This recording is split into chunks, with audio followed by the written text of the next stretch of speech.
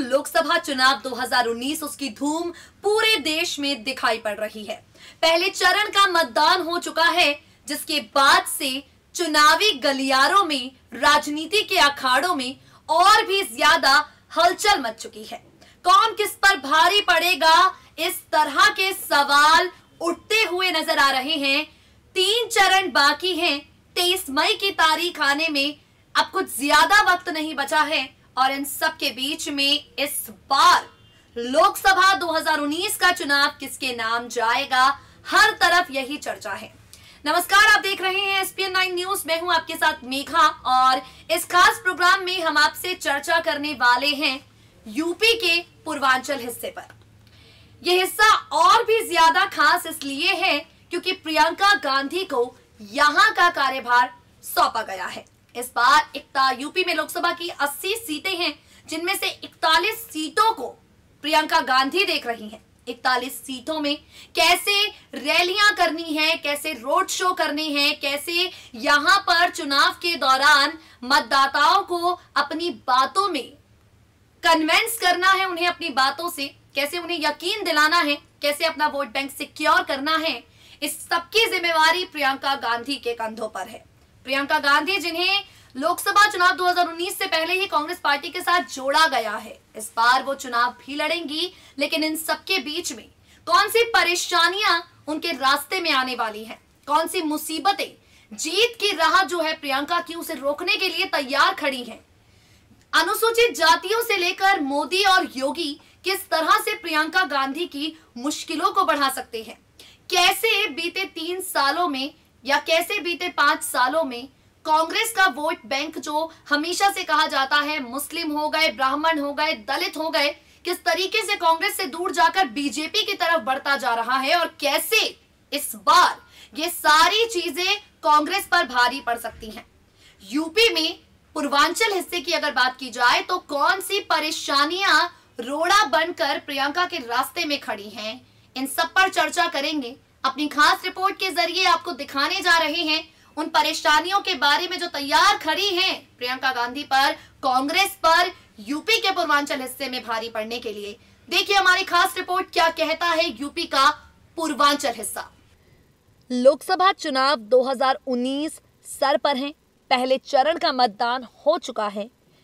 आगामी 23 मई को चुनावी नतीजे आ जाएंगे और साफ हो जाएगी ये बात कि 2019 की सत्ता वाली कुर्सी अब 5 सालों के लिए किस पार्टी के खेमे में जा रही है। साफ हो जाएगी 23 मई को ये बात कि अब 5 साल तक हमारे देश पर कौन सी पार्टी रूल करने वाली है। इन सब के बीच में इस खास रिपोर्ट में हम आपसे बात करेंगे यूपी को लेकर।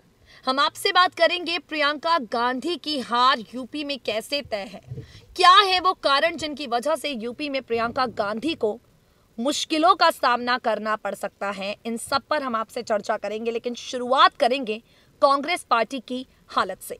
ये बात तो आप सब जानते हैं, कांग्रेस पार्टी की नैया को डूबता हुआ कई लोग कह चुके हैं। आम जनता से लेकर बड़े राजनेता तक ये बात कहते हैं कि कांग्रेस पार्टी में अब जान नहीं है, इस पार्टी में कोई लीडर नहीं है। इन सब के बीच में चुनाव से पहले इस पार्टी के साथ नाम जुड़ा प्रियंका गांधी का। प्रियंका गांधी, जिसे कहा गया कि देश में चलेगी उनके नाम की आंधी।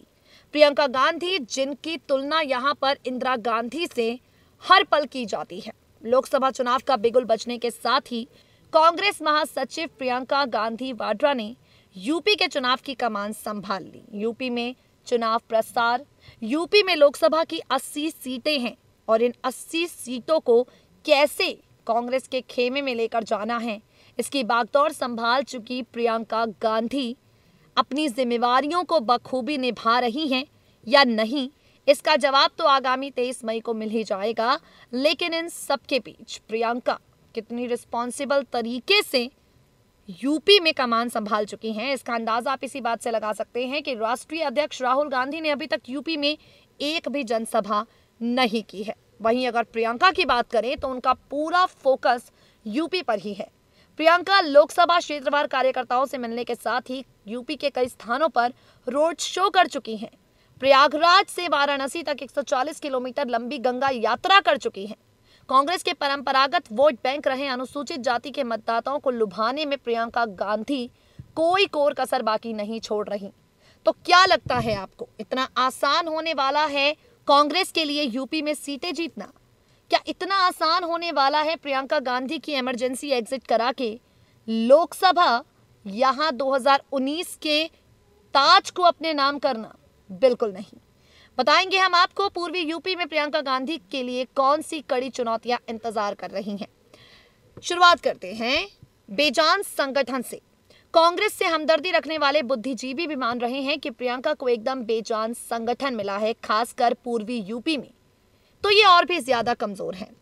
इसके इतिहास से आपको रूबरू करवाते हैं। 90 के दशक में प्रदेश की सत्ता हाथ से जाने के बाद और क्षेत्रीय दलों के उभार के चलते कांग्रेस का संगठन पूर्वी उत्तर प्रदेश में लगातार कमजोर होता चला गया।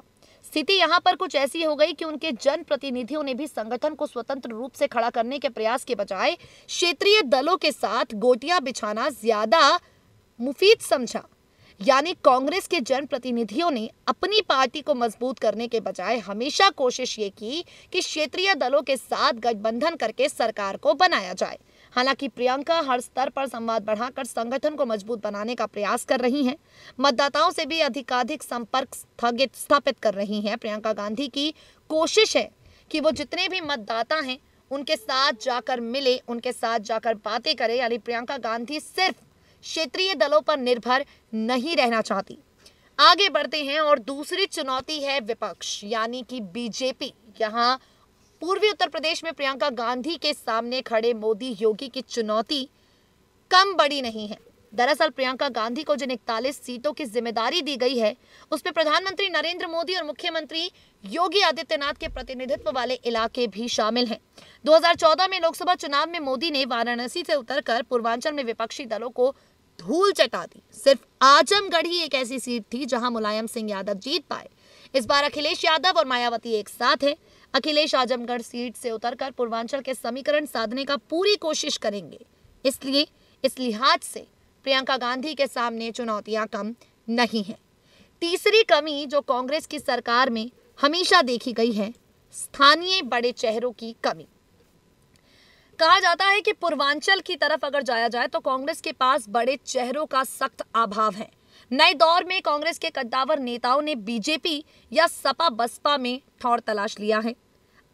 आरबीएन सिंह को छोड़कर पूर्वांचल में कांग्रेस के पास कोई ऐसा चेहरा नहीं है, जबकि कांग्रेस के उभार के दौर में कमलापति त्रिपाठी, वीर बहादुर सिंह, कल्पनाथ राय जैसे दिग्गज नेता थे। लेकिन अब वो समय जा चुका है और लोकसभा चुनाव 2019 के टाइम पर पूर्वांचल में कांग्रेस के पास कोई ऐसा बड़ा चेहरा नहीं है।